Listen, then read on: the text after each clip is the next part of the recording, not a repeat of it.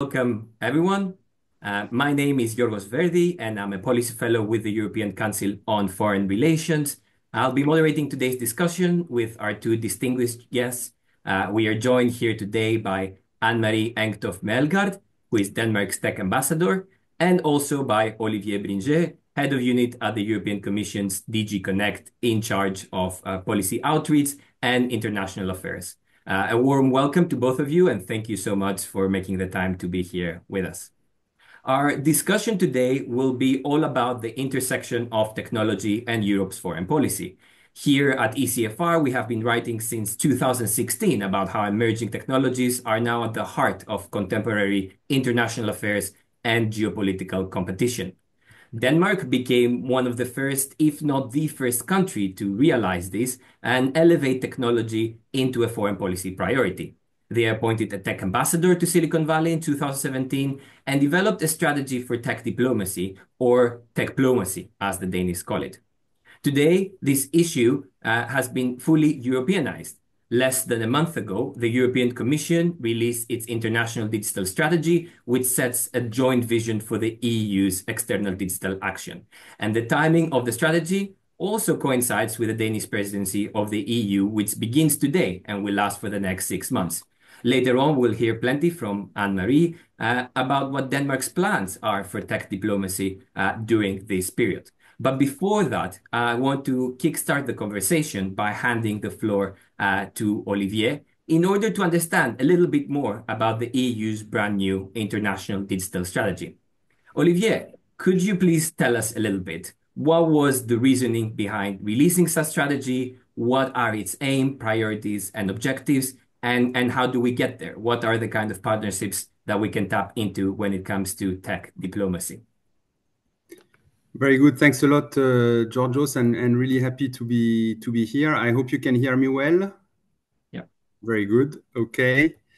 One colleague of mine is making signs. I have to tell him not to come in the room, so he knows now. Sorry for that. So thanks a lot, yes, for the introduction. Thanks a lot for putting us together with Anne-Marie. I think it's very good that you have me from the European Commission, but also Anne-Marie representing the EU member states, presenting the strategy and how we want to implement it. And I should say that this was really a collective effort. So you have seen that it's not communication by EVP Virkkunen only. It's a joint communication also with EVP Kallas. So we have been working hand in hand with the EAS and with various commission services to prepare it. We have involved the member states in the preparation. We have done a lot of consultation. And really now we want to also follow this Team Europe approach in implementing the strategy. So you may remember that the strategy was requested by the EU member states at the European Council, I think more or less 1 year ago. I think it was in March of last year. And we took a bit of time to reply because we wanted to reply at the beginning of the new college, not at the end of the last one. And what we try to do with the strategy is to put things in perspective and in a way to put things in order. We have been doing a lot of things already, but I think we needed to put them on paper and say how we are going to implement them in the next 4 years, so under this commission mandate. We also, it's very important, put things in line with the priorities of the new commission. So first of all, you will see that one of the key objectives of the international digital strategy is to boost EU's competitiveness. So beyond the fact that we want to promote our model, we want to promote our policies, what is known as the Brussels effect, we also want to engage with our partners and tell them that on top of these policies, we happen to have also very good companies who can provide services which are secure, privacy preserving, that ensure data sovereignty. And that will feed into the objective of the Commission to enhance our competitiveness. So that's one first big priority. The second priority is to promote a high level of security, and it's very clear that we cannot. So first of all, we are in a world where this is becoming increasingly important, but also This is not something that we can do in isolation in Europe. We need, of course, to enhance our capacities, but we need to work with our partners, enhance their capacity, work more together.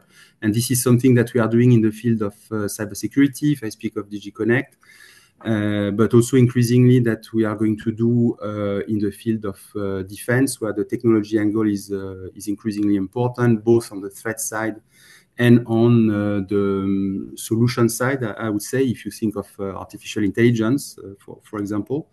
So we'll be investing much more into this security/defense angle. And third priority or objective is to confirm our engagement in global governance. So at a time when some of our long-time partners are somehow withdrawing from multilateralism, we want to confirm that the EU is there, that we want to engage, that we want to mobilize partners, that we want to achieve results in terms of building global governance of the digital sector. More practically, what are we going to do under the strategy? I think three things. The first is going to leverage our network of partnerships. So you know that we have built a network of digital partnerships. We want to deepen those partnerships. In a way, I would say we are a bit away of the startup phase of our digital partnership. Now we have built trust with our partners. We can do more things. So we are trying to scale up with partners like Japan, Korea, Canada, or India. We have a number of tools to do that, the partnerships themselves, but also the fact that more and more partners are associated to our programs like Horizon Europe, that we are negotiating digital trade agreements, so we can build on that to reinforce the cooperation with our different partners. We want also to broaden our partnerships, meaning that we want to go a bit beyond our historic partners, I would say, and reach out to neighborhood countries, reach out to countries which are, for example, active in the G20. I would say more, let's say, global South countries. So this is something that is going to take time, but we are looking towards that, enlarging our network of partnerships, and not only with what you traditionally call strictly like-minded partners. I mean, what we have seen is that we all face the same type of challenges in terms of cybersecurity, in terms of deploying artificial intelligence. And so we have now really a window of opportunity to engage with a broader range of partners. And third thing we want to do with our partnership is to network them. So possibly on a regular basis to gather our partners and to discuss issues of common interest, but also to prepare together a global discussion, be it in the UN or in the G20, for example. So these three things with our partners: deepen, broaden, network them. Second area of work is the new EU tech offer. Again, we are not only norm setters in the EU, that we want to make clear. We have companies that can offer a number of services in the field of digital.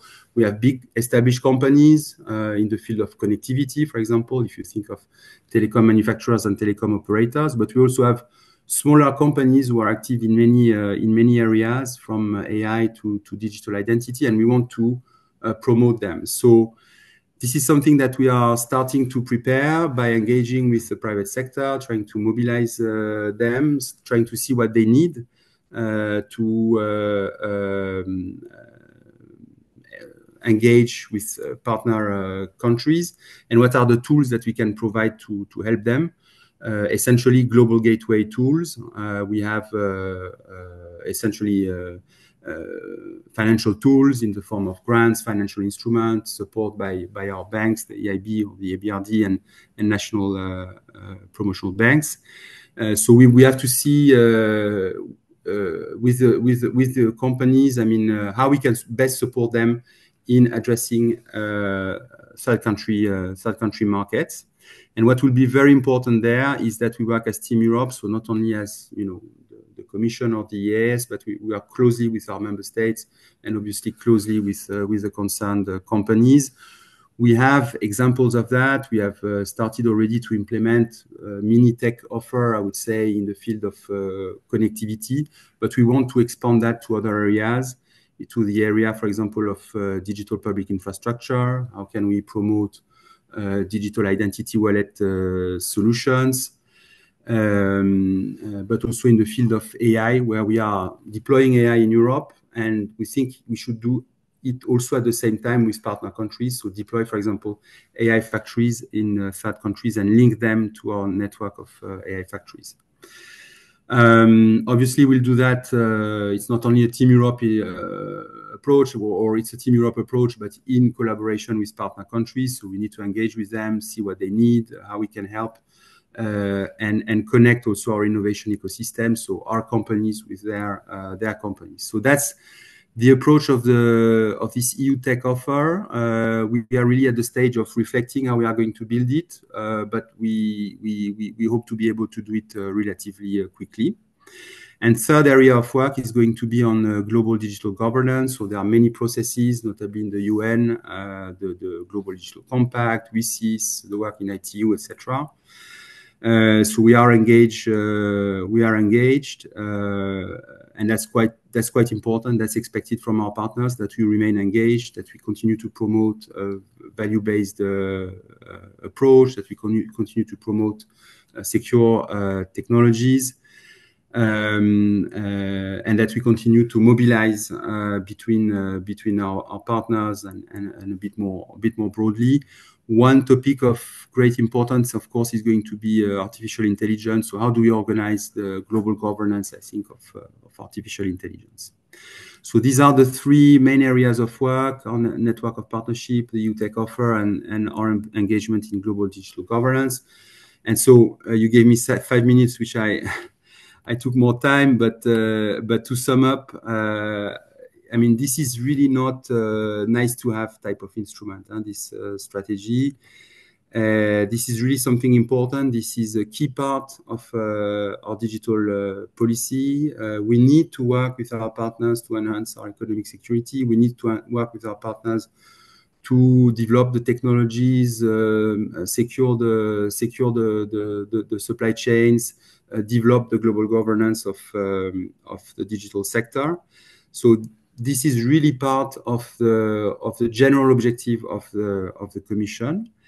Very important that we do it in a joined-up manner with the European stakeholders, but also in close relation with our partners. And this is now the time when, after we spend time writing, which is important, but that's not the end of the journey. Really, for us, preparing the strategy is the beginning of the journey. And we really want now to establish the implementation modalities, and we want to do that with you, with the member states. And so that's why we are going into a number of events to also get your input and mobilize you for the next steps of the strategy. So I stop here, Georgios, and maybe you want to pass the floor to Anne-Marie. Fantastic. Thank you very much, Olivier, for that comprehensive overview of what the International Digital Strategy is. We will come back to you to discuss more of the details and the different dimensions of what it entails. But for now, I want to also hear from Anne-Marie. And as I was saying during the introduction, Denmark is, of course, a pioneer in the field of tech diplomacy. So first of all, it'd be very interesting to get your initial reactions to the strategy, and how you think all these goals can be best attained and implemented, but also having the fact that we're entering the Danish presidency, what would be Denmark's priorities in the next 6 months for technology and foreign policy? Thank you so much, Georgios. Olivier, wonderful to be here with you and all of those online. It's a pleasure and a privilege.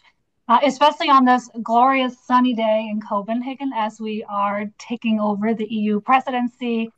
You can't really put too much in the weather, but it does look like it's going to be a sunny, sort of sweet coasting ride for the next 6 months, just judging by looking outside my window here. So first of all, we are, I think I might even say thrilled to see the international digital strategy. And I think first and foremost, in order to be a technological superpower, one has to believe it. One, to be a not just a continent and a single digital market where this is leveraged, but a force of positive change and advancements of technology globally. We as Europeans, as member states, as institutions, but really as European citizens, need to think about Europe as someone who are delivering on the technology that is going to be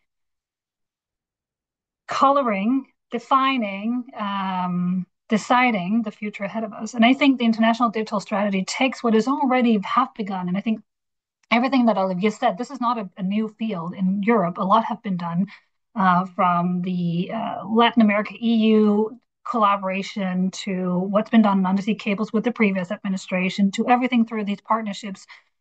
What the digital strategy does for me, I think, is to confirm and reaffirm much more assertively that we want to be someone who is also defining when it comes to technology globally, who has as much to offer. I mean, the discussions that we've been having around sort of dependency on technologies from outside of this continent, we want to be someone who are delivering those technologies. We already are in some areas.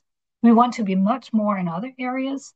We are a trusted advisor who both have great technology and some fundamental European values, who we, despite everything going on in a world from a geopolitical point of view, is a little challenging navigating, still firmly believes that digital rights, a human-centric approach to technology, the fact that technology should do significantly more good than harm, is fundamental, whether we're thinking 5G, digital infrastructure, cloud, online services in our welfare states. And so for that reason, the digital strategy for me is a recommitment and an affirmation of a visionary, a bold, a global willingness for Europe to take a stronger leadership than we've done until now.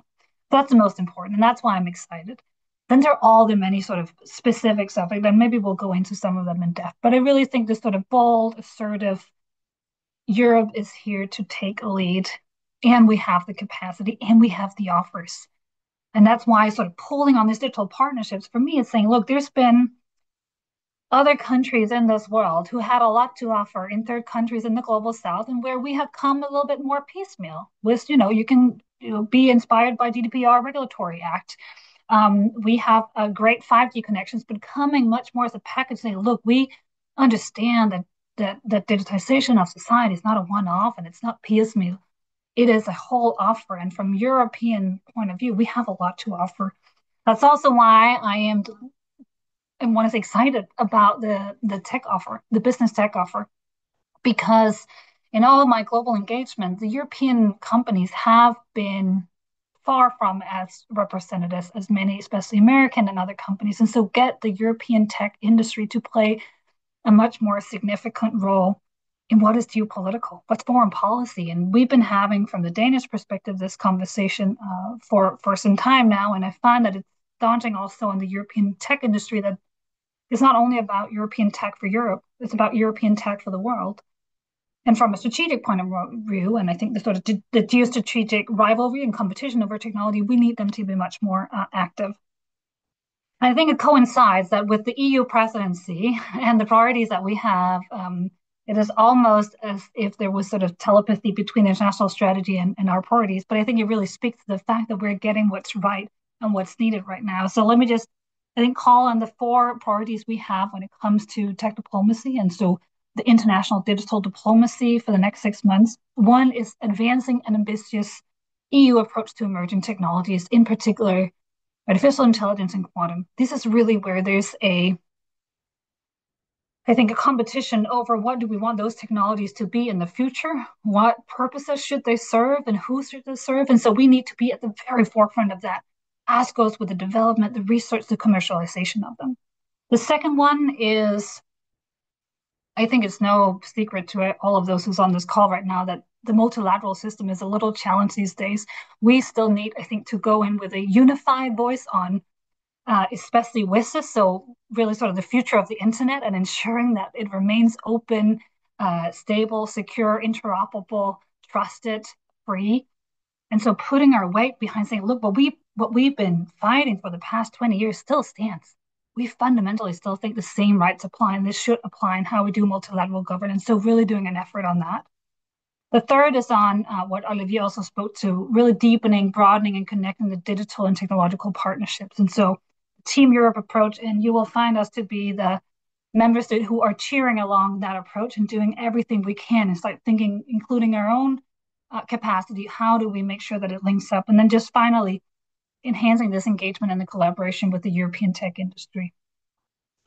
Whether it's resilience, security, competitiveness, but also digital rights, they are critical as partners in crime, I want to say, and collaborators in really understanding that we have to do this together with them. This is not a sort of an antagonistic relationship, quite the contrary. So we got a 6 months that's, a bit of a ride, I think, in front of us, a lot of excitement, a lot of opportunity, obviously also in the current geopolitical context, an insane amount of challenges.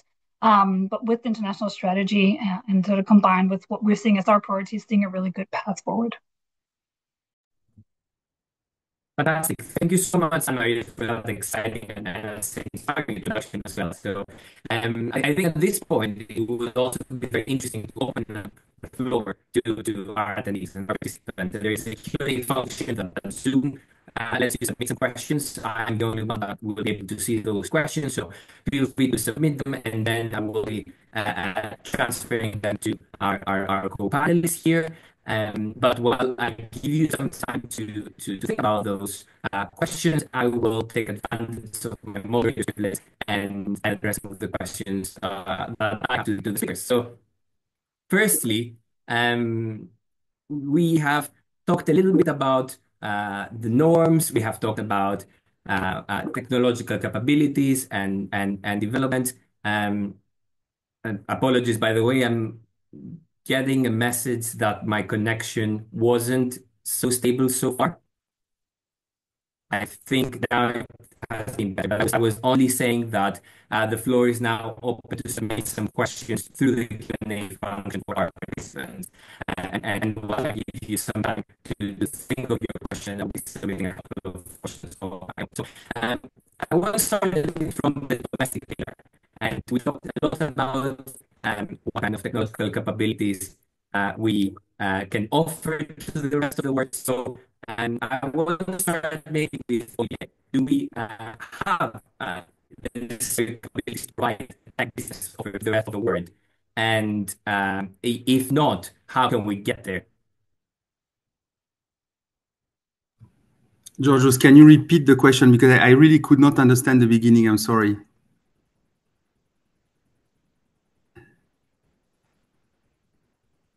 Now? Yes, let's try. No, I don't hear you.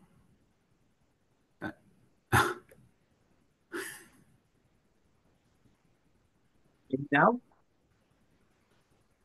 Yeah, let's try. Or no, I don't. No. Maybe you post the question. I don't get it. I'm sorry. Olivier, I heard the question, so I will ask it to you while Georgios hopefully gets a slightly better connection. I think the question was whether Europe holds sufficient capabilities to create and provide a tech business offer to the rest of the world. Do we really have enough to offer? Yeah. And if not, how do we get there? If you answer first, then I can go second. Okay, very good. So I think we don't need Georgios anymore. We can do this, the two of us, Anne-Marie. Very good. No, it's a very good question. I think we have. I was mentioning that in my introduction. I think we have areas where we are. We have champions, and actually we have started to develop a new tech offer that is in the area of connectivity. If you think of 5G, the deployment of 5G networks in third countries, so I don't need to tell you which companies, European companies, are providing these networks. But we have been engaging with a number of partner countries together with these European companies to promote secure and trusted connectivity, secure and trusted 5G networks in third countries. We are starting to do the same also for international connectivity, where we also have very good European companies to ensure secure and resilient international links. And I think we can build on that to layer by layer develop the full EU tech offer. There are other areas where we have some very good companies, and then it's true, there are areas where we have maybe smaller companies. But I think our job now is to reach out to these companies and see what they would need to be able to address third country markets. And these may be startups, innovative companies active in cybersecurity, in artificial intelligence, in digital identity, and we have to find a way to support them as part of the EU tech offer. So I would say we will have to build the EU tech offer. We have the basis, but we will have to mobilize the companies, and we will have to find the mechanisms to help them in the right way. But I think we have also, in terms of mechanism, when you think of the global gateway, when you think of what you can do as Anne-Marie as member states, I think we have many tools to support that country. So that's what will be the priority in the coming months to reach out to companies and establish all these mechanisms.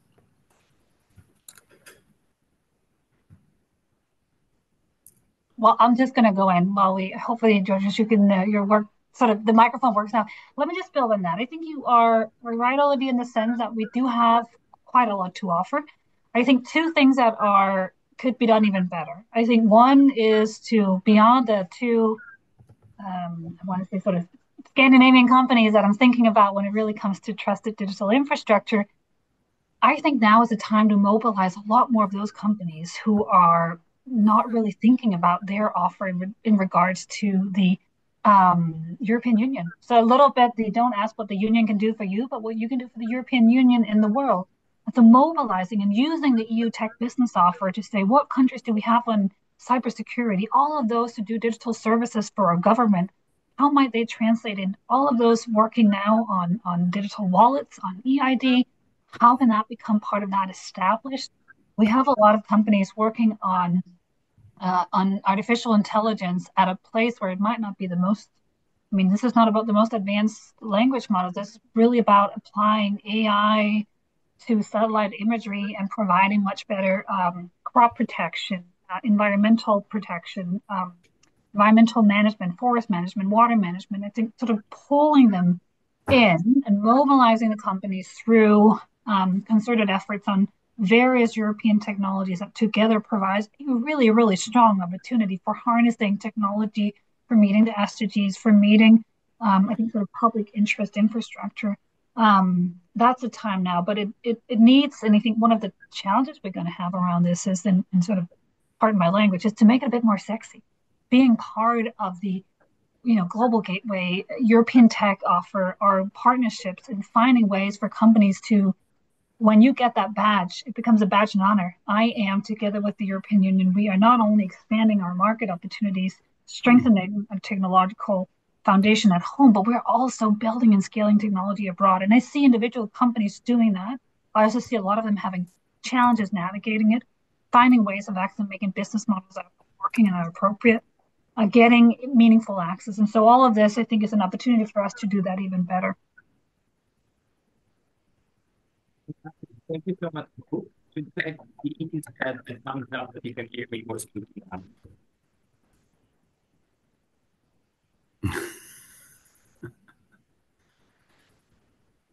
So I will be typing some of the questions we're getting from the Q&A for our panelists. Maybe you can. Perfect. Olivier, maybe you can't see them, but then I will take on the moderating. And Georges, you will speak through me. So, Olivier, my question to you. Is it already known which locations outside the Ah, EU will get an AI factory, and what are the timeline and the process looks like? okay, thanks. So, I mean, for the moment, we are really focusing first on deploying our AI factories and gigafactories in Europe. And by the way, if I make a small parenthesis, you may have seen that this is really a big success. There is huge interest. There are commitments from different organization companies to invest in AI in Europe. So we are very happy about it. And now we have to see how we capitalize on it and how we are going to deploy this network of factories in Europe. We have had contacts, but I would say more at informal level with countries essentially in the neighborhood to see whether they would be interested to have AI factories and how we can link them with the network of EU AI factories. So there is not a plan. There is not deals already made. I mean, we are really at the start of it. Also because we are at the start of it inside the EU. But I would say the different channels we'll probably use are first the neighborhood countries. It makes sense, I think, to connect them to our infrastructures. And second, the partnership countries. So countries with whom we have already established relationships that we see with them whether they are interested to have AI factories. And there are mechanisms through association to Horizon Europe, for example, to have so-called AI antennas in partner countries, and we may use this mechanism. So we are really at the start of it, but from first conversation, there is real interest from our partners to deploy these facilities and connect them to Europe. Wonderful. I mean, all the discussion on whether we're lacking behind on AI between sort of AI antennas, factories, gigafactories. I think there's a real momentum for driving into it. Georges, I'm just going to go with your next question that I saw came from the Q&R and Q&A. So thank you so much to the participants who are sending in, and please keep on sending. This one goes, and I will read it out loud in terms you haven't seen it. It says, "Dear Ambassador," you can call me Anne-Marie. "Thanks for your presentation. You're welcome. The Danish government is planning to tackle the issue of AI-generated deepfakes by granting citizens property rights over their likeness, which is a highly interesting proposal. My question would be whether during the Council presidency, this idea could be extended to the EU as a whole and whether such plans exist."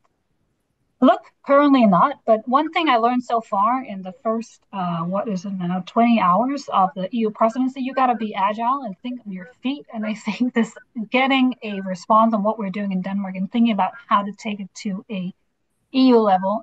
So I'm not, I won't be able to say precisely whether this was part of the presidency. It is not a priority, but I think the discussions that we've been having on AI-generated deepfakes on a lot when it comes to child and youth safety online, the shadow sides of technology, and where it builds on top of the incredible work of the DSA.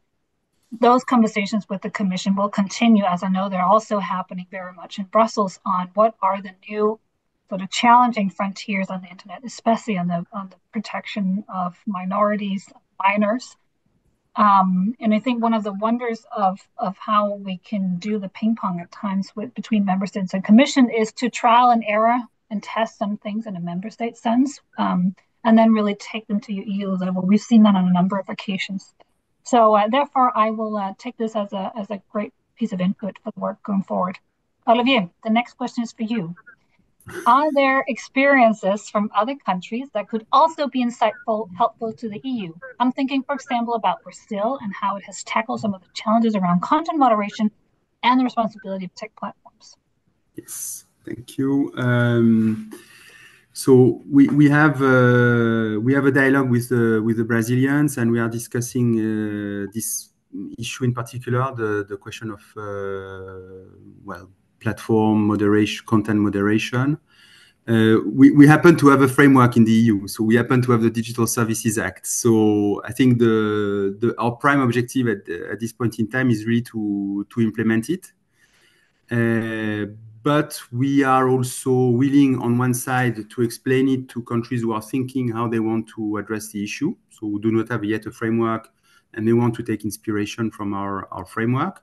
or with countries who have already decided how they want to go about it. So in Brazil, they followed more the judicial route for the moment, to sit down and discuss with them certain specific issues, like, for example, the protection of children online. So these are the type of things that we are going to do with our partners, looking at specific issues and how we can cooperate on them. And one of them is the protection of children online. But I would say in terms of tackling the issue in Europe, the first pass will be to implement the DSA. Thank you so much, Olivier. Shall I give it one final try? Yes, it works. Oh, finally, some technology working. Thank you so much, Anne-Marie, for taking the helm as moderator. You've done a fantastic job, but now I will take it over for the final 7 minutes. And I have a question for both of you. I think comes up a lot in the discussion. We've talked a lot about norms, a lot about responsible development. Arguably, it's what we do best here in Europe, developing rules for trustworthy AI, for ethical usage of data, for fair terms in digital ecosystems. But we are also observing that we are currently operating in a very fragmented, very securitized global environment, especially when it comes to technology. We saw, for example, back in February, in the AI Action Summit, it was very difficult to get countries to agree in rules for responsible AI development. So my question to both of you, and especially Anne-Marie, from your experience in working closely with Silicon Valley companies, how can we break this deadlock? How we can actually convince the rest of the world that these rules are worth undertaking, and that they will not slow down innovation, but they will actually help you with the societal challenges you're facing? Well, thank you so much, Georges. I mean, this is going to be the challenge, not just only on this portfolio, but across the board for the next foreseen future, unfortunately.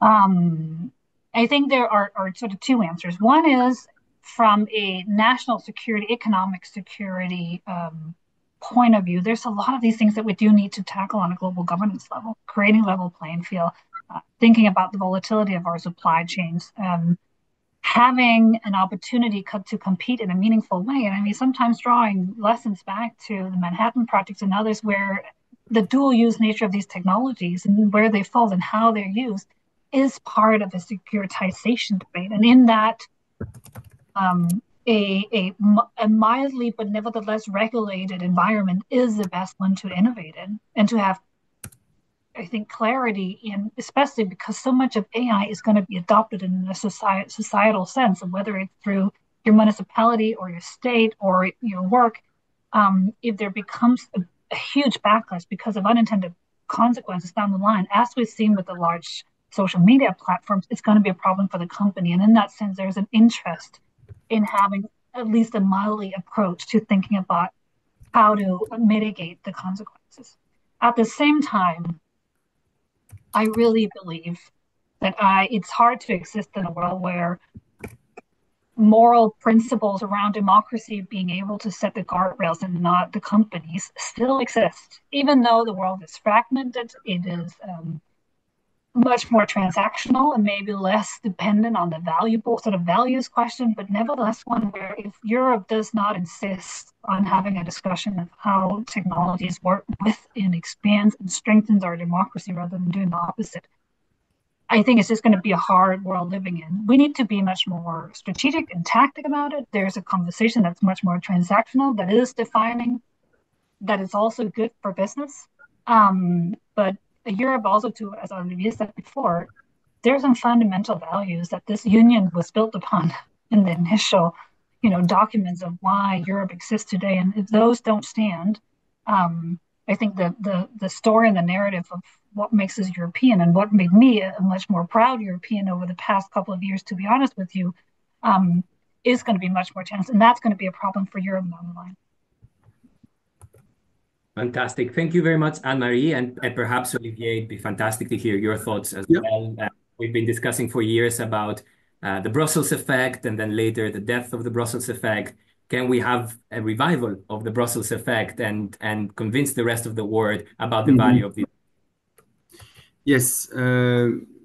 I think if we go back to the example of AI, I mean, I have personally been discussing with a lot of partner countries, with a lot of companies that develop AI, and more or less everyone agrees that there needs to be some kind of governance. So the question is more, what kind of governance do you want to have? Should it be horizontal? Should it be sectoral? Should it be hardcore regulation? Should it be more soft? And the nature of the governance itself. So I think what we have to do first is to show that our approach works. And for that, well, we now have a clear framework in place. I think what we are going to do in the coming months is really to, and you have seen it in the action plan, to establish mechanisms to help companies comply with it. We are pursuing the effort in developing the standards, and it's very interesting that we have followed the path of standards to implement our legislation, because standard is not something that is written by me, by an EU official. A standard is written by the industry.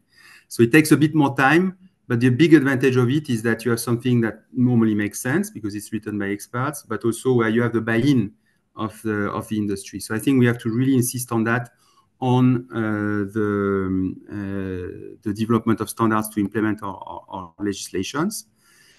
And I think what is going to be very important is to show that it's not a dichotomy. It's not that you regulate or you innovate. I mean, you do the two things at the same time. And I think this is really the main message of this commission. This is the main message of my executive vice president. I heard several times, we can regulate AI and innovate in AI at the same time. We can have the AI Act and we can have the AI factories and the gigafactories and develop the large language models or the specialized models that our industry needs. So we have to demonstrate, I think, inside the EU. And we have, in the outside, I think we have a more favorable terrain than we might think. I mean, I was two weeks ago discussing with countries from Africa, from Southeast Asia.